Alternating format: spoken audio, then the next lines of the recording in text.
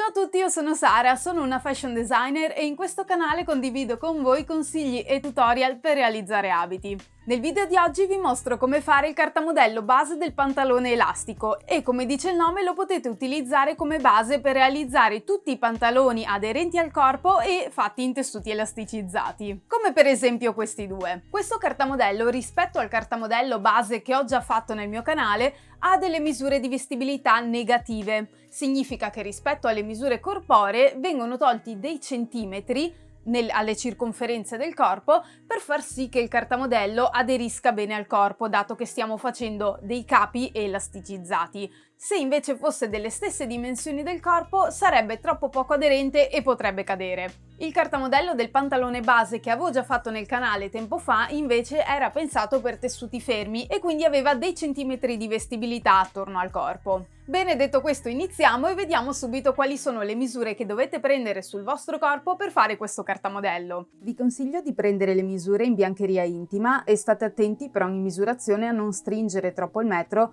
ma neanche a lasciarlo troppo lasco. Deve, appoggiarsi al corpo. La prima misura che ci serve è la circonferenza vita, che va presa facendo girare il metro attorno alla persona nel punto più sottile della pancia. Mi raccomando, quando si prendono misure di circonferenze, il metro deve sempre essere posizionato parallelo al pavimento. La circonferenza bacino va presa nel punto più largo del bacino, nel punto dove cosce e sedere sono più sporgenti. Segnatevi poi le varie circonferenze della gamba, ossia la circonferenza nella parte alta della coscia, a metà coscia, nel ginocchio, nella parte più larga del polpaccio e nella caviglia. In base al tipo di pantalone, alcune sono più utili, altre meno e servono solo come misura di controllo. Se per esempio dobbiamo fare un pantalone a zampa stretto sulla coscia e largo al fondo, le misure della coscia sono importanti, quella della caviglia praticamente non ci serve. Poi dobbiamo prendere la misura dell'altezza fianco, che va rilevata appunto sul fianco della persona, ed è la misura che va dal punto in cui avete preso la misura della vita al punto in cui avete preso quella del bacino. Per la misura altezza ginocchio misurate sul fianco la distanza tra la vita e il ginocchio, mentre per l'altezza caviglia misurate sempre sul fianco dalla vita a fine della caviglia. Questa sarà la lunghezza base del vostro pantalone, che chiaramente poi modificherete in base al tipo di pantalone che di volta in volta vorrete creare. Ci serve poi la misura dell'altezza cavallo. Per prenderla sedetevi su una superficie piatta e misurate sul fianco dalla vita fino al piano, seguendo la curva del fianco. Infine ci serve una misura di controllo, che è la lunghezza del cavallo. Per ottenerla fate passare il metro tra le gambe tenendolo aderente al corpo e misurate la lunghezza dal centro vita davanti al centro vita dietro.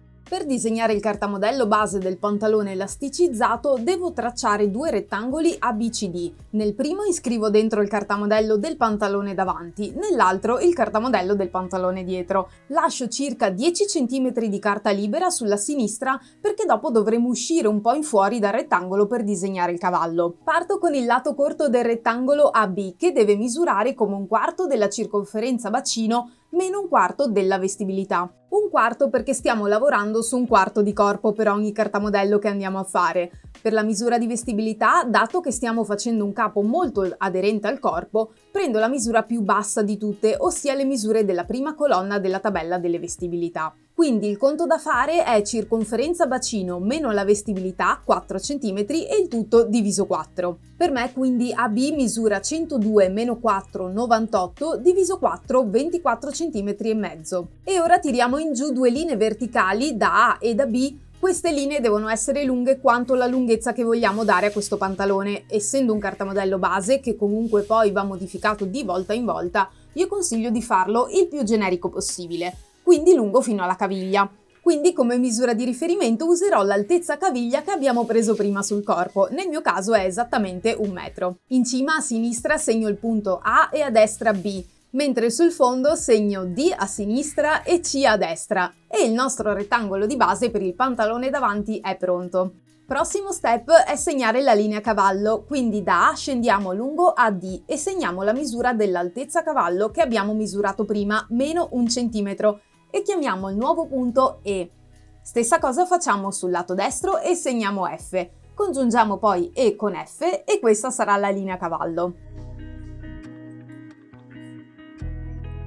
Proseguiamo in fuori la linea cavallo verso sinistra fino a segnare il nuovo punto E1. in modo che il pezzo E1 sia lungo 1/16 della circonferenza bacino, meno 2 cm.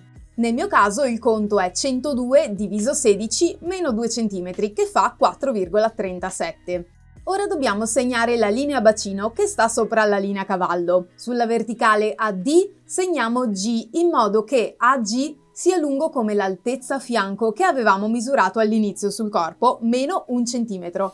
Segniamo allo stesso modo H sull'altro lato verticale e colleghiamo G con H. Questa è la linea bacino. E giusto per darvi un riferimento, per me AG misura 19 cm. Questo cartamodello è molto simile a quello del cartamodello del pantalone base che vi ho già mostrato tempo fa nel canale. Se vi siete già fatti quello su misura non avrete difficoltà a fare anche questo perché è più semplice dato che non ha le pens. Ora misuriamo AE e riportiamo la stessa misura sotto E, segnando il nuovo punto I. Per me AE era 25 cm, quindi EI misura 25 cm. Faccio poi la stessa cosa sull'altro lato verticale, segnando L e poi congiungo i due punti IL. E questa linea è un po' sopra il ginocchio, a inizio coscia diciamo. Ora segniamo il punto intermedio tra E1 e F.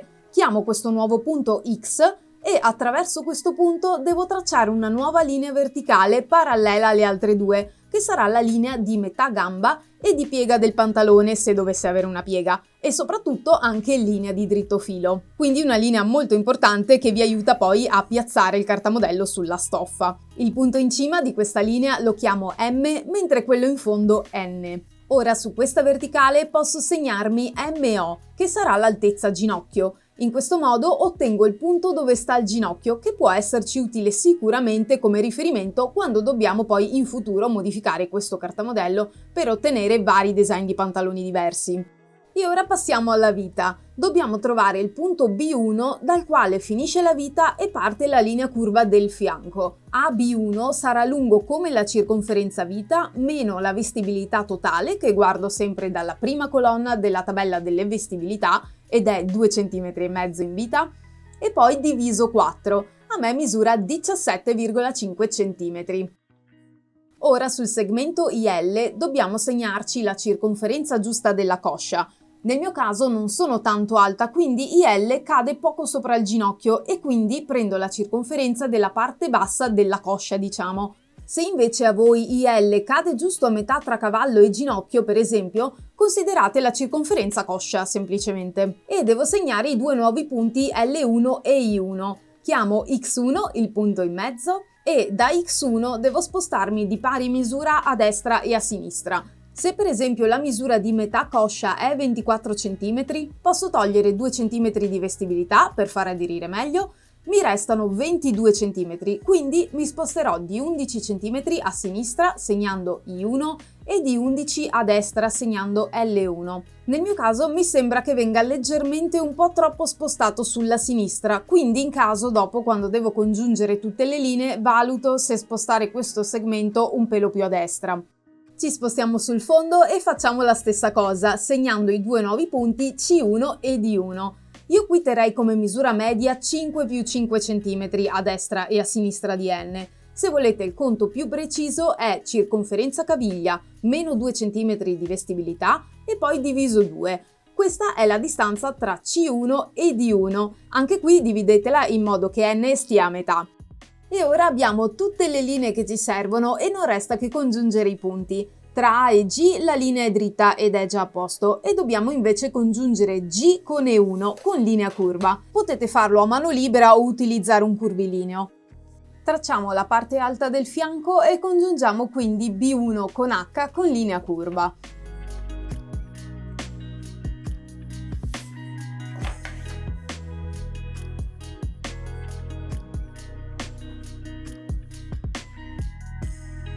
E ora possiamo congiungere H con L1 e poi andare al fondo fino a C1.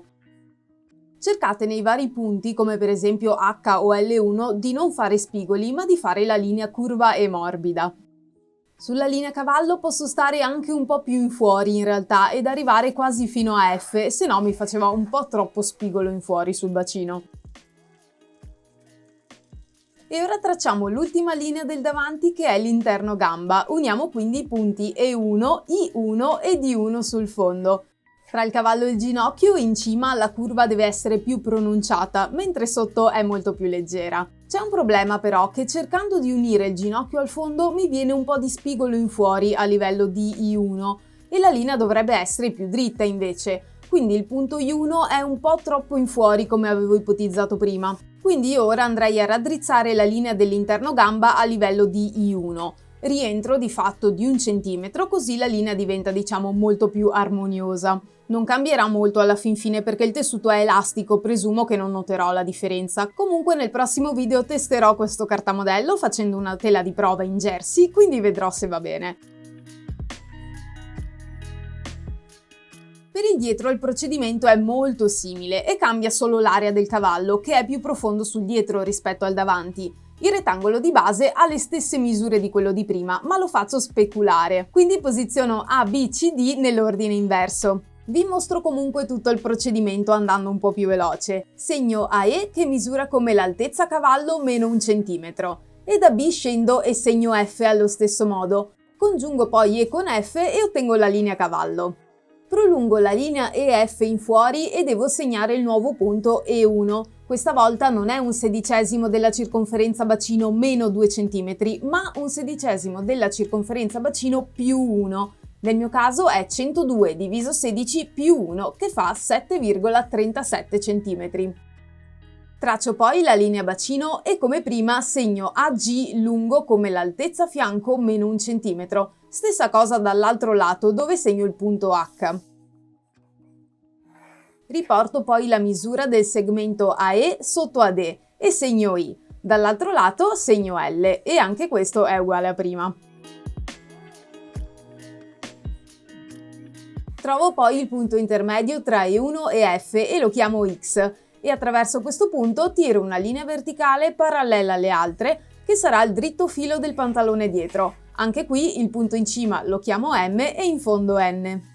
Anche qui segno il segmento MO che equivale all'altezza ginocchio misurata all'inizio sul nostro corpo.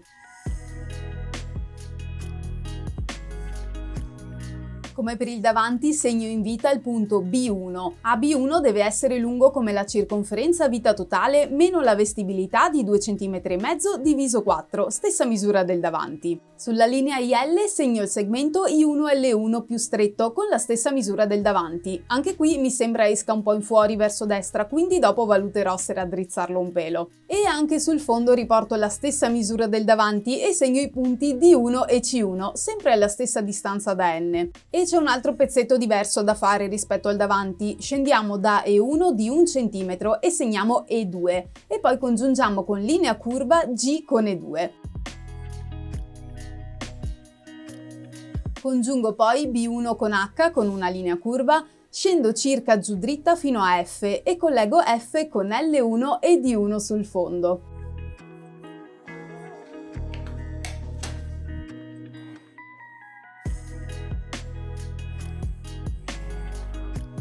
Anche qui tiro in dentro il punto I1 di fatto di 1 cm come ho fatto per il davanti, così la linea dell'interno gamba viene più dritta e corretta.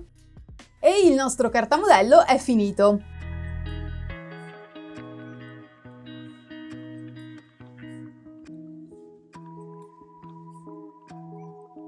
E per i video di oggi è tutto. Iscrivetevi al canale se ancora non lo avete fatto, così non vi perderete i futuri video di questa serie sul pantalone elastico. Vi mostrerò come potete modificare questo cartamodello super basico per realizzare dei pantaloni elastici carini e poi vi mostrerò ovviamente come cucirli. E ultima cosa, vi consiglio di seguirmi anche su Instagram, dove faccio spesso dei sondaggi per chiedere un parere anche a voi su quali capi realizzare nel canale. E sicuramente ne farò uno anche per questo pantalone elastico. E niente, per oggi è veramente tutto, ci vediamo al prossimo video. Ciao ciao!